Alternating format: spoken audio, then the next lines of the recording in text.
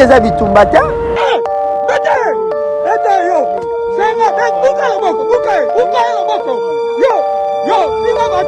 Tolingi bitumba bazwi Tony Yoka, bazwi Martin Bakole, bazwi Tyson Fury, bazwi Wilfried batie bango bobundi.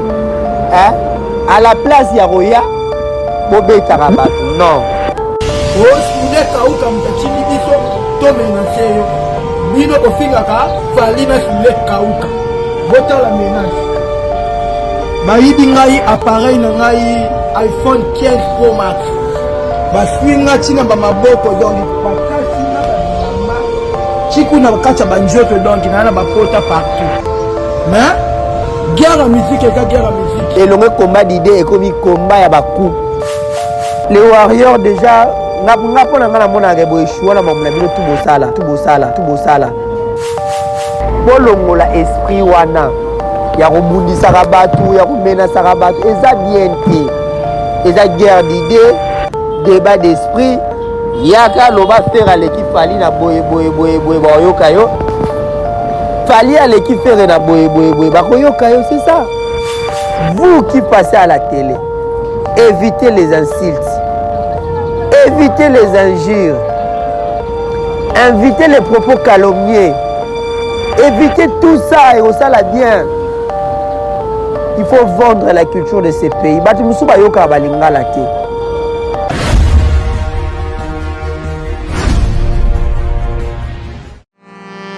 C&C Service Fret. Pour envoyer vos colis à Kinshasa, Matadi a un prix défiant toute concurrence. Une seule agence maritime, C&C Service Fret. En France, 23 rue Anatole France, 94 400 Vitry-sur-Seine. Référence SK Exotique. À Kinshasa, immeuble Beaumaillé Musique, 2 rue des Avocats, Limété 1er rue, Funa. Référence en face de l'église du pasteur Wallo. Les départs se font 2 fois par mois par container. Paris-Kinshasa, Paris-Matadi. L'enlèvement se fait à votre domicile en France. C&C Service Fret. Au Tirtembe, au Moniango. Toujours naza na capitale à Londres. Capitale à Londres, zali bongo Tottenham. Toza na capitale à Londres. Na utolia sikoyo. Na Deluxe mania. Na utolia na Deluxe. Na bimi na yoki sur makayabu. Na yoki kuya makayabu. Palobi na ngesa pa ya Maître 7. Na shop ya Maître 7. Yangwana lelo na ye na shop ya Maître 7. Toujours la capitale à Londres. Tottenham Hall. 230 au Keti. 123 au Keti. Au Koti. Mbalamoko pa Maître 7. All Nation Store. All Nation Store. Yangone shop ya Maître 7. Yango. Quel makaba Norvège yango. Et yé ko parler tango, parler. Et yé yango. Yango na OK na o. Oh ya. Zango ke. Zango. Lega nango.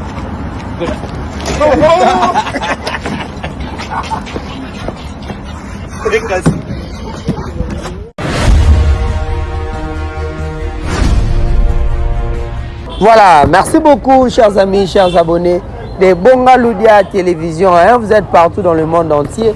C'est bien moi, votre humble serviteur, le journaliste Obolingaramingi Tariq Ngango, le Rochissima, journaliste et Nzambe. Vous êtes partout dans le monde entier. Je vous dis bonjour, bonsoir. Ça dépend de l'heure à laquelle vous allez capter cette émission. Moi, Mikolo Belé, tout mon anité, vraiment, nous autres, tout ce qui m'a mouqué, tout ça, tout le monde, tout boujaka. Mais gloire à Dieu, Nzamba Sungi. Tout est revenu à la normale, raison pour laquelle je me présente de nouveau Liboso Nabino, afin de pouvoir vous informer sur toutes les actualités de la culture, ainsi que certaines actualités ayant trait avec la culture. Vraiment, Bisika Bozali, Nzamba Nabino, Abate Labino. Merci na Batunyon, surtout Banego Bengango, moment j'étais malade, Batunyon surtout. Pambote Nabino, Tariq Ngango, Tozali, Tozongeli Moussala, Karandenge Zalaga. Un grand merci à celui qu'on appelle Rudo Chamboui, tonton promo IGF de la presse depuis Londres. Bambote Nayo, Bambote également na commandant Cousteau Kinkela, il y a tout Ngoy, Bambote Nayo, Bambote na Bandeko, tout vous avez et belé dans le monde entier. Tariq Ngango est de retour. Mamadi Wembo, Ma Sylvie Betty, Christelle Loco Miracle, Maman Irène Moussaki, Bernice Kifaya. Merci beaucoup à vous. Aujourd'hui, nous allons parler de toutes les actualités, comme je vous disais. Ferregola, le padre, Jésus des Nuances, Héritier Watanabe, Fali Poupa, tout ce qui est autour de cette actualité. Mais nous vous signalons également que l'actualité reste dominée par la qualification des léopards, léopards de la République démocratique du Congo, qui ont bâti les pharaons d'Égypte, c'est-à-dire Simon Kimbangu, na pharaon. On était très fiers et puis très contents de notre équipe nationale, les léopards de la RDC. Oh, et puis déjà, hier, nous avons été qualifiés pour le quart de finale. Il y a Coupe d'Afrique des Nations qui se joue.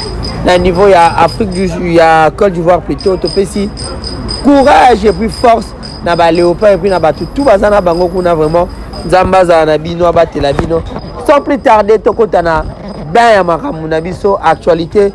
Ferregola, le padre Jésus des Nuances séjourne à Kinshasa. Le padre Azana King. Bientôt, Maramezo va s'accélérer. Phénomène bagi tchadati tchabwe babi. Bilo comme lamu balia ngona kimia. Balia ngona pressé to komi mbangu nalia. Non. Pose à la kimia maramnyo surtout ego sala ma Ferregola. Excusez. Ferregola n'a pas besoin. Il y a pour prouver battre. Il n'a pas besoin. Il y a un salam à la va-vite. Comme moni maramu oyo. Et Salami ces derniers temps à la va-vite, à la pression, résultat dans notre money. Maintenant, Ferregola Azana besoin maramba bongote.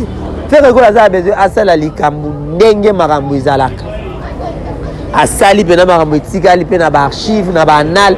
Il y a musique à Congo, il y a musique à monde entier que un certain musicien asala boy marambu. Et puis ça, ndenga beta na stade des martyrs. Aujourd'hui, tout le monde parle des concerts de Ferregola stade des martyrs comme une référence. Comme une empreinte à Tika Trace que Ferregola est passé ici un certain 24 juin 2023 à Salamaramouya danger. Biso tout au monde. Aujourd'hui, le même artiste est en train de nous préparer une grande tournée européenne, une grande tournée au niveau de l'espace Schengen. Oh, Abitoro Tambola, Paris, Bruxelles, Amsterdam, Milan, Genève, Berne, Hambourg. Bamboka a tout fait afin de pouvoir vous satisfaire avec la bonne musique. La rumba pure, la rumba à qualité. Musique à solo tango yoka. Banze moloko ba IGF, ba carte rose, ba seconde chance dédiée à Eric et Oseban de la vie continue depuis Paris que je vous salue. Hein? Banze moloko ba pigeon voyageur, Mobia la Maindi. Banze moloko ba Cousteau dédié à commandant Cousteau Kinkela. Banze moloko ba Vita Imana ba chanson nyonso tuana. Banze nyonso tuana egoleka tellement bien. Concert aux Akito au CPA nango. Déjà l'artiste est en train de se préparer. Tellement l'artiste a se préparé, Batuna pe bazarane bazape se préparer. Les communicateurs également se préparent, les musiciens se préparent, ba bureau, ba fat mutunyo surtout azako se préparer. Enfin que jour wana tant date ko chama actualité ça a toujours y a fait rigoler. Déjà faire rigoler c'est l'homme des grands événements. C'est l'homme à kangara actualité. Binomo bomona na stade de Martin les actualités zaka il y a kokangama pendant au moins 4 à 5 mois. To balobelara faire balobelara c'est grand concert à stade de Martin. Aujourd'hui l'artiste est en train de préparer en coulisses afin de récidiver avec le même show, le même événement où il est quand même à stade de Martin. Sur ce Tozo Senga na batunyo surtout tozara autour de l'artiste batunyo surtout au fonctionnaka na milieu de musique to aider ba artiste na biso. Pourquoi je dis to aider ba artiste na biso?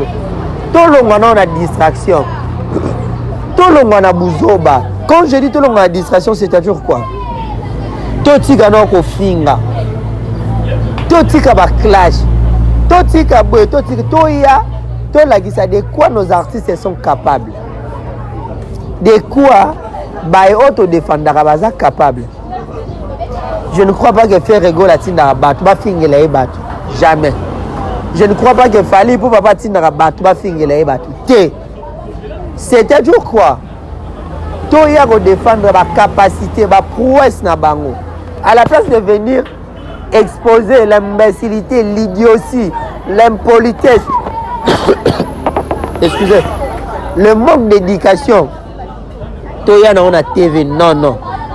Toya ko lakisa batou la bonne moralité, la bonne éducation que nous avons reçue de nos parents, et puis la bonne éducation de l'artiste. Je parle de tout le monde. Maniké, Mouzé, Gouvé. Comprenez, je suis toujours convalescent. Toujours consolé. Mais vraiment, j'espère que maintenant, c'est qui est toujours bien. Dans tous ces grands mondes-là, tout le monde a esprit à Kofinga. Le monde a esprit à critique à Boussoba. Venez critiquer d'une manière positive, d'une manière négative, c'est pas mauvais. Moi, j'ai étudié un cours au niveau de l'université, une critique historique. C'est-à-dire, il y a critique historique. Tu peux critiquer, mais tu peux retenir quelque chose de la critique. Ne viens pas insulter pour regarder. Au bano tanga bakombo un tel so na kuta na robeta. Tu as un ring à boxe, tu as un ring à lit, tu as un jujutsu. Tu as une musique. Blaise Boula loba phrase moi beta bina yemba. So bino bozo yemba te, bozo bina te, bozo beta te. Sikoyo ba occuper on ndenge nini. Hein? C'est-à-dire nous demandons à tous de pouvoir soutenir les artistes d'une bonne manière. Yemba bina beta, c'est ça. Et kendaka bongo. Yo yete kamba mo oh pardon finga non. Et puis quand les gens passent à la télé pour défendre leurs artistes, et ça on va en français combat d'idées. Hein? C'est-à-dire moi je peux avoir un avis qui est contraire na avis à mutu mususu. Combat d'idées. Tout ça kana bitumba ya makani ici. Donc réfléchissez à la place Yaroya et comme et le combat d'idées et comme combat ya bakou. Pourquoi j'ai dit comme combat bakou?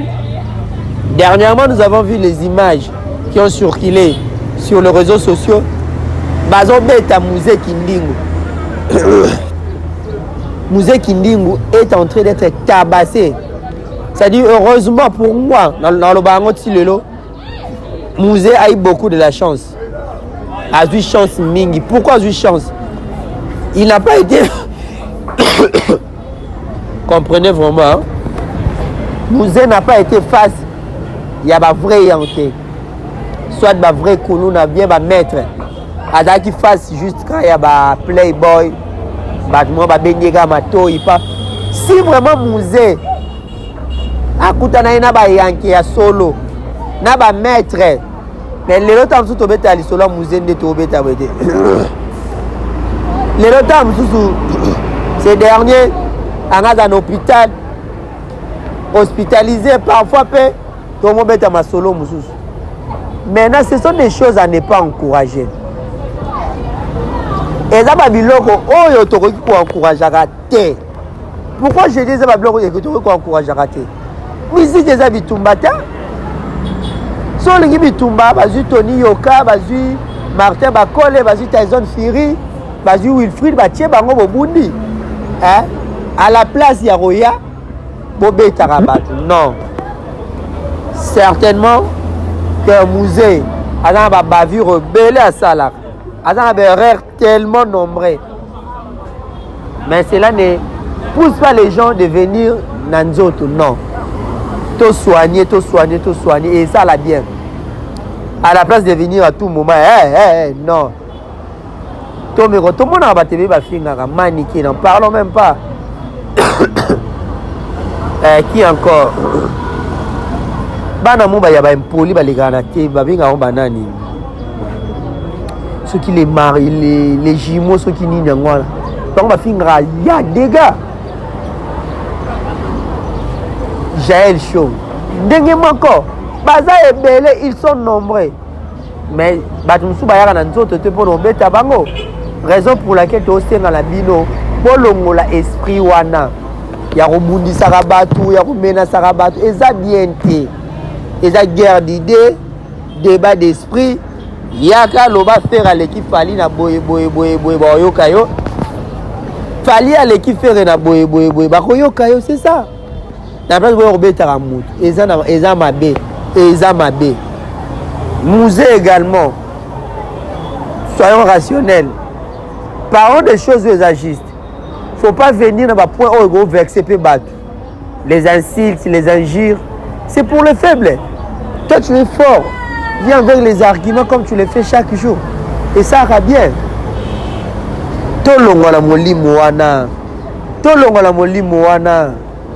Les warriors déjà, pourquoi on a choix? La trilogie des arénas. Pour la première fois au Congo, on a 3 arènes en espace il y a moins d'un mois, c'est fallu. Mais vous n'avez pas vanté ça. Vous continuez à la distraction, c'est un abisso ya bandal maniké. Aïe na koswana, bon sambrier bino tout. Maintenant, quand vous voulez déverser ça, et pas faire et pas hériter, non.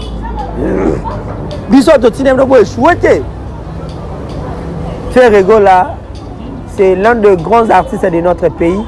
Fali Ipupa également, héritier Batoutou. Tout ça, grand et bon cannabiso. Vous méritez beaucoup de respect. C'est-à-dire, vous qui venez à la télé, vous qui passez à la télé, évitez les insultes, évitez les injures, évitez les propos calomniés, évitez tout ça et ça la bien. Il faut vendre la culture de ces pays. Mais on voit la traduction. Aujourd'hui, on est très fiers. Lingala, c'est parmi les meilleures langues. Les Ivoiriens, la Lingala. La Coupe d'Afrique qui se déroule en Côte d'Ivoire. Pour mon niveau, la RDC est valorisée juste par son maillot. Bazo Lukango, comme du pétrole, tout n'a pas maillot RDC, n'a pas maillot RDC. Bon, moi, niveau, ça la bien. C'est-à-dire que nous avons un pays à protéger, nous avons une culture à protéger, nous avons également les artistes à protéger. Jet Set est été signé. Tu vendre Jet Set à la place de venir à la télé pour kipper Mamboyo. Et ça, quand tu musique, on a Jet Set. Yailous, Igor Lubasa, tous ces grands mondes sont à Kinshasa. Tolo Bilabango. C'est ça. Totika Kofinga. Totika ben site les propos calomniés Totika. L'animosité Totika, tout ça, ça n'a pas sa place. Tout ça la Moussalande Sengeli. Dynastie, un album riche en mélodie, riche en texte, riche également en featuring. Nous devons vendre cet album. Prouvons-leur le contraire. Tout ça, la promotion est dynastie. Et seconde chance. Au monde, il faut d'autographe à crayon, gomme et boya, quoi effacer, Erico Sebande. Meilleure chanson. Dégâts. Et ben, on va assurance. Ben, solo. Le roi va double tôt. Toto, un soleil qui s'élève tôt. Ba maman la banzembo. Le roi va visa. Nazo Luka qui kangiou. Des radios. C'est-à-dire, to vendre banzembo oyo. To vendre album oyo. Faire n'est pas n'importe qui. Faire n'a pas besoin de faire. Il n'a pas besoin déjà de faire. Il a besoin de ngote. Il a besoin de ngote. Il a besoin de musala. Il a besoin de musala. Merci beaucoup d'avoir négocié surtout. Vous aurez tant de Roland Bisso, Tariq Ngang de retour. Et moi, bon, remarquez, moi, santé, je suis en train de tousser vraiment. Toutes mes excuses par rapport à Kara. Socialité, moi, pour les athées. Donc, c'est les boulots qui nous appellent. Toye, Tozongil, Moussala, Kanez. Un grand merci à Dadi Yakouz à grande puissance. Hein? le frère de Trésor Yakuza depuis Paris, Yves Bonga, l'autorité naturelle. Yangwana, Yadadangwa Bana, les patriarches. Bambote na bino, bambote na batu, tout le monde a Katari Kengangu Yabino Yo. Patrick Demouchi à Sergine Biel en direct de Beauvais. Bambote na bino, bambote na bandeko, tout. Nous ça les zoni année à Sika, pour répondre à ma surtout. Afin de pouvoir vous informer sur tous les points. Et pour les gens qui sont soulevés, le moins pas Gaulois. Les Gaulois, les Gauloises.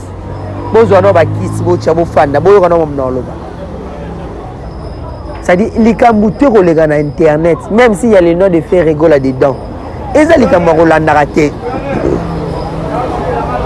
Et ça, les camboulanda raté. Pourquoi je dis ça?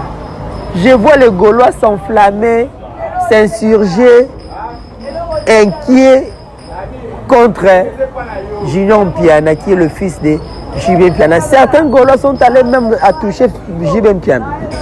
Et puis à toucher sa famille. Dans ma propos discours, toi, autant que ça a bien été. C'est-à-dire, il ne faut pas tout qui part, tout kara. Je prends un exemple moins facile. Kinshasa, nous avons vécu ici. Rebo, na faire ba beba ni basalibre. Batinda mutu mwa la ta veste ça akovo boy.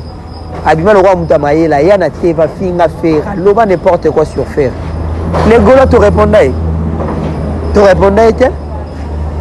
Est-ce que mon monnaie soit son à teva yo loba? Ça dit bobeti mutu masasi mutanga beti no kara. Ils ont bongo ma musu to beti no kara bo qui pété. Quand tout le rognon surtout vous sautez sur tout ce qui bouge. Et là, vous sautez, Bolandi. Bon, non! Bolandi a une émission à Gaulois. Vous s'abonnez à ma chaîne. Vous partagez à l'émission. C'est ce qui fait la force de ces grands artistes fait rigoler. C'est ce qui fait la force de ces grands orchestres jet set. Hein? Bandego Nangaï. Vous qui prenez Mingi Ferré. Vous qui prenez Mingi Papa Hervé. Là, voilà, il y a solo. Papa est venu ma cam. Le reste après. Fais rigoler ou rien. L'artiste est en train de préparer une bombe. C'est-à-dire, l'artiste va préparer une bombe. Tourner à Mounene. Tourner, pendant sentir qu'il y a France, Belgique, Hollande, Suisse, Allemagne, Angleterre, Italie. C'est-à-dire, il faut que le public soit là, fort, puissant, pour soutenir l'artiste. L'artiste en termes de délégation à Mounene. Parmi la délégation artiste, il y aura des journalistes, des influenceurs, partout, tout en Bozala. Équipe à sécurité et termes artiste. C'est-à-dire, les Gaulois, vous devez mettre l'artiste à un niveau. Et comme ça, là, bien, à la place de venir, ils ont ça, là, bien, nous avons besoin de culture, de Mora et de l'Ikolo. Bino mo na Coupe d'Afrique. Avant de matcher les musiciens. Ce sont les chansons des Congolais qui dominent.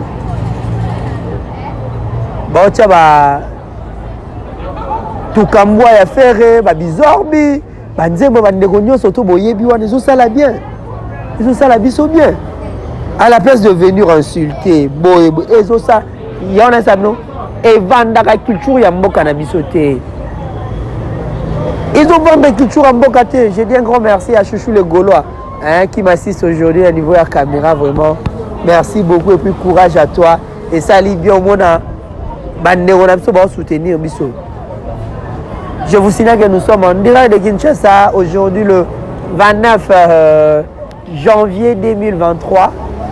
Kinshasa sur l'avenue Oshwe en plein Matongé. Aujourd'hui, on a préféré dans l'émission de Balabala Boué. Pour moi, on appelle Kinshasa Ndezala, et ça arabiso bien. Et ça arabien, Kinshasa Ngoyo, Papa Chira Yemba, Kinshasa Makambo, Fergola Yemba, Ngoyo. Vraiment, ça fait du bien. Parfois de faire les émissions, puis Babisika ya Boye, tout ce qui n'a au moins la terrasse, Babisika tout au tambolara. Et ça l'arabien, ça arabien. Vraiment, les Gaulois, les Gauloises, tout le Ngabino Makas. Faire rigola, Yemora Loba, j'ai une force. Et ça, Gaulois. Niveau soutenir, il faut continuer toujours bon. C'est-à-dire, quitter les bavures, quitter les bêtises, quitter les sottises. bolongo la buzobo wana bozala toujours là pour soutenir ces grands artistes. Et on va nous ça la biso bien tant au monde a fait rigoler accompagné de ces fanatiques avec maturité, avec sagesse, c'est ça la bien. Hein? L'artiste est bientôt a dévoilé biso ba date. A dévoilé biso ba date, a dévoilé biso ba programme surtout il y a tourné à Schengen. On est au niveau des États-Unis, bon on a qui tourné aux États-Unis les gars qui vient. L'équipe est zonga qui Kinshasa le 14 janvier. Déjà 2 semaines depuis l'orchestre de retour à Kin. Tout ça se prépare bien maintenant sur Zakitoko. Maintenant, le répétition peut continuer à niveau il y a centre culturel Boboto chez Lina Mouvaro. Et puis l'orchestre, nous allons s'envoler de nouveau pour la Côte d'Ivoire. Il y aura un festival qui va se dérouler le 9 février. Donc, Ferregola et son orchestre sont invités. Tozawana le 9, Ivoirien, la Côte d'Ivoire. Ferregola arrive avec cette grande équipe, il y a Jet Set, pour vous faire la bonne musique à CP7, comme d'habitude dans Messana. Et puis l'orchestre sera de retour à Kinshasa, Wanande Skoyo et Sika, direction pour préparer Moro Schengen. Schengen est comme Meruzala, Arena Ezali, Zénith Eza, Olympia Ezali, maintenant surtout Eza bien. Déjà l'artiste fait Ferregola. Je crois que pour faire Ferregola, nous avons assez parlé. Courage à lui, courage à la grande équipe et soutenaka. Les managers, JP Mindia, les big managers. Nous avons également DG Blaise Polo, il y a Pichu Botoko, il y a Guilhem Avakala également, la grande équipe, même il y a sécurité, Maître Jeep Bilangama Kofi, Maître Junior Munda des États-Unis, DKV, Maître DKV, Bambote Nayo. Batouana Nyon surtout, nous sommes toujours avec vous pour soutenir l'artiste Randé Zalara, Bozana Gola Nabiso. Et ça, la bien, un grand merci à Mopa Chakemba depuis Paris, hein. Bambote, notre grand frère, Bambote également, à Ladim Foumou Mokondi, à Lost, Bambote, notre grand frère, vraiment. Et courage, tu as perdu la maman, ainsi va la vie. Mamouzara Bongo, vraiment. Bambote, na Bandegonion, surtout, Narabiso, va soutenir Narabiso. Ferregola, séjour à Kinshasa, Nadjet 7 Mobimba répétition, chaque mardi, jeudi, cercle culturel Boboto chez Lina Mouvaro. La février a fait Ferregola Serra, à niveau il y a Abidjan pour un grand festival où a pu faire Ferregola va représenter la RDC. Et puis la continuité à Cannes, Pézakuna. Nous souhaitons également plein de bonnes choses à nos vaillants soldats, les léopards de la RDC. Hier, c'était déjà la qualification face à l'Égypte. Le 2, ça sera le quart de finale face à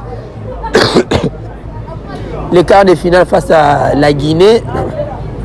Je crois que la victoire sera la nôtre également. Aluta contre nous à Witoria Kerta, c'est-à-dire la lutte continue, la victoire est certaine. Mamou Eza bien avec les léopards de la RDC.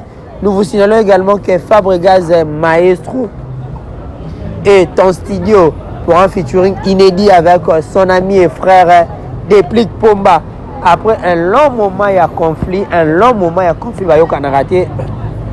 ces derniers se sont réconciliés, ce qui est le bonheur de tout le monde parce que Balbara cultivons la paix et non la haine. C'est-à-dire que cultiver Bolingo, on a place à jalousie, on a place à monter Mamabé. Fabregas et puis Déplique Pomba, ensemble, ils sont en train de préparer une chanson, je ne sais pas si c'est un single ou bien pour le bonheur, il y a des Congomani, des Congolais, nous surtout vivre ensemble. Et que ça là bien, surtout je salue le courage, la bravoure, l'humilité de ces messieurs qu'on appelle Fabrice Mbouyulu, autrement dit Fabregas. Pourquoi je dis je salue le courage, l'humilité? Parce que il a dit ça au cours d'une émission, pas n'importe quelle, chez Papi Moma, pour dire que je demande pardon à mon ami Déplique Pomba. Tozongande tozalaki tosalama mwa danger ka ndinge zalaka. Déplique pe ayoka ki muninga na ye, il est venu na même morale ba yokani. Mais kitoko, c'est ça le Congo. C'est ça le Congo. Et puis nous vous signalons également que Fabregas sera le 31 août au niveau du Casino de Paris. hein, cette salle mythique aux musiques classiques et Tamara. Fabregas à Rosalawana pour livrer ces grands spectacles à niveau à Paris et ça l'a bien. Et ça l'a bien. Nous disons merci beaucoup à la fraternité et entre Congolais, entre frères, entre Fabregas et puis Ndegonaye, des plis de Pomba et ça qui bien. Comment on a bango de nouveau ensemble, hein? Ensemble, je crois que Mambozo qui est toujours bien. Le 31 août, au niveau à stade, il y a Casino de Paris et puis en 2025, il sera à niveau à stade des Martyrs pour nous ça toujours les Congolais, les Congomani. Déjà, tu as la musique. Et puis il y a ces grands artistes également, Héritier Watanabe, Motonatembe, Goga. Hein? Nous allons finir l'émission avec le point, il y a Héritier Watanabe, Motonatembe, Goga. Héritier Watanabe, Goga, Motonatembe, l'homme des chemins de la gloire. Vous êtes sur le chemin de la gloire. Cet artiste et musicien issu du Wenge Musique à Maison Mère, sa troisième album né sur le marché. Il nous avait lancé un titre promotionnel comme on l'a dit Oponangai. Oponangai, un titre Owapi à Pesaki Longonia. Merci Mingi pa Nzambe parce que sans Nzambe on ne peut rien faire. Ça dit le Kumu pe Kembo ezongari pa Nzambe. Nzambe Oyo a soutenu Rabiso, Azaranabiso, Marie Bampiaka, malade, il est toujours là pour nous soutenir. Héritier Watanabe avait bon jugé de commencer d'abord de louer l'Éternel afin que Maramnae et ya. Déjà, il nous a donné la playlist de son album avec 18 chansons, je crois. C'est ça, chouchou. 18 chansons, Héritier Watanabe déjà, et puis la date officielle est Roya, et puis Ndega Ezalaka. Comme ça, concurrence loyale les a sur le marché. Concurrence loyale, Héritier Fali Ferré. Fabregas, vous êtes sur le terrain. Koto Dynastie Zobeta, Koto et qui est album à Fali, Koto yo, quoi encore, Chemin de la Gloire, Koto Gomme. C'est ça la rivalité et la concurrence loyale sur le marché. Et ça rate bien. Ça rate bien. Nous disons vraiment courage à cet artiste Héritier Watanabe. D'ailleurs, quoi, il m'a bien. Courage Naye. Et puis, nous vous signalons également que la chanson Pas comme eux de Ferregola et Hiro en featuring est déjà disponible sur toutes les plateformes de téléchargement. Bolandayango, une très belle chanson. Donc vous avez la douce voix de Ferregola et la voix de Hiro Lecoq et Sangai Nakati. Waouh, rien à dire. Vraiment félicitations à ces deux grands artistes. Ils ont fait un bon son. Vraiment déjà Ferregola rataraté.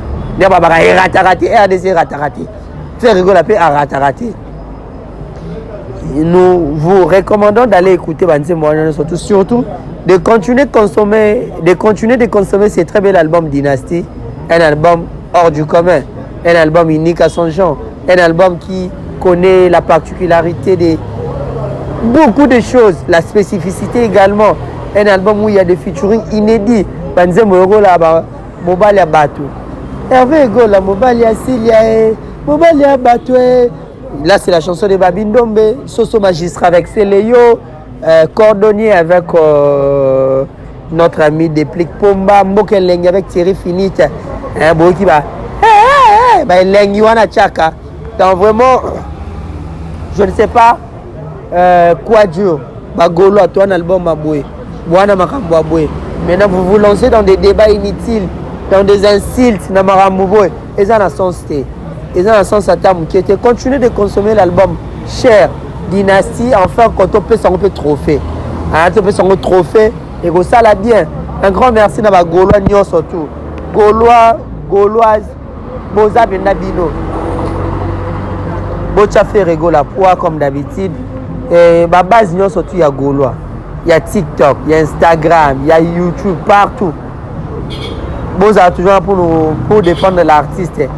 Là, je parlais des bases virtuelles. Maintenant, ma base physique, c'est-à-dire les Gaulois de Tchang, les Gaulois de Mwanda, les Gaulois de Matadi, de Mombele, na Mona Kibino, les Gaulois de Ngaba, les Gaulois de Sangamamba, les Gaulois de Banda, de Ngiringir. Initiez-vous. Bon, c'est ligué pour une seule cause de soutenir ces grands artistes. Maman, tout le monde a un stade de martyr, tout le monde dans les jours à venir parce que l'artiste est en train de préparer Maramba danger. Ça dit, bon, moi, on a fait une mission, il y a moi, ma conception qui a changé, tant que Maramba peut obima. Tant que date est opé, ça ma conception, une mission peut changer tout côté à côté. Moi, tout dévoiler, on s'y voit parce que nous sommes aussi, c'est une œuvre d'esprit au bout là qui et ça l'a bien. Donc, déjà, nous disons merci beaucoup à l'artiste et musicien Ferregola, merci beaucoup à son équipe Oyezaranaye, merci beaucoup à Bandegonion surtout, Oyo va soutenir vraiment Papa Hervé Ferregola. Déjà, nous vous donnons rendez-vous le 9 à un festival où Ferregola à Kozala Wana. Jusqu'à présent, on concert nous, il y a Kinshasa et Zate. Sauf la répétition des autres salles, enfin, les musiciens, Bazala toujours au top parce que joueur, il faut ça entraînement chaque jour. Musicien, il faut ça répétition chaque jour pour être en forme. Sur le salon, on est en forme. C'est raison pour laquelle tu saignes. La grande équipe à Jet Set de Ferregola. Toujours mobile, toujours prêt. Enfin, tout et ça l'a bien. Merci Benda, merci beaucoup. Comme je disais, je fais la rétrospection de cette émission. Nous avons parlé de Ferregola et puis de tout ce qui se passe autour de l'actualité, les incites, les injures. Vraiment, on a besoin d'un côté musique on n'a pas besoin de ça. On a besoin de défendre nos artistes, de défendre enfin que wana basaka musala solo kofinga yo fingi mutu lelo pona fali pona faire lobi wa mono changer sous place tout le monde bango bela wa pour ne pas citer les notes en surtout vexé bango ala be no finga na muto bo on maman a changé position. Donc les insultes c'est pour les faibles.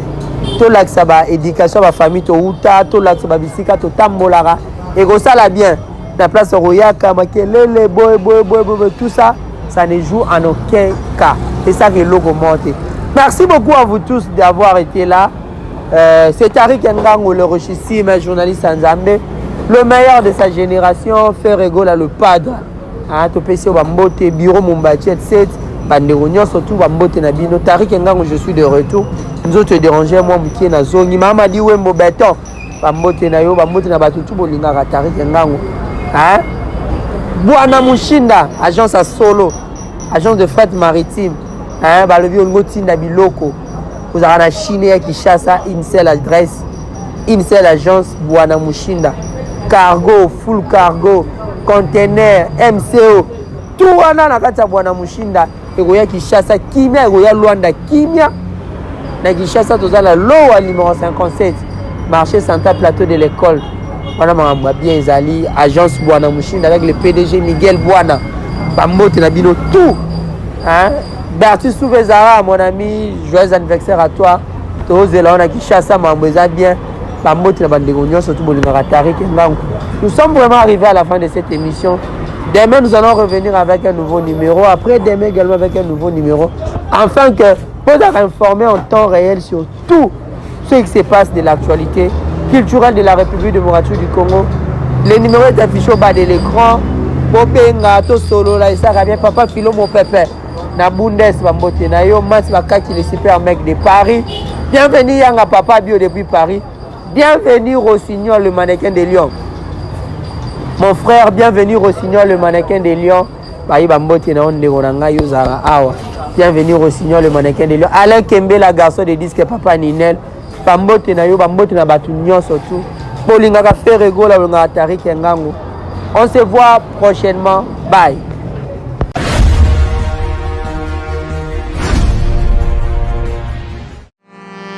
C&C Service Fret.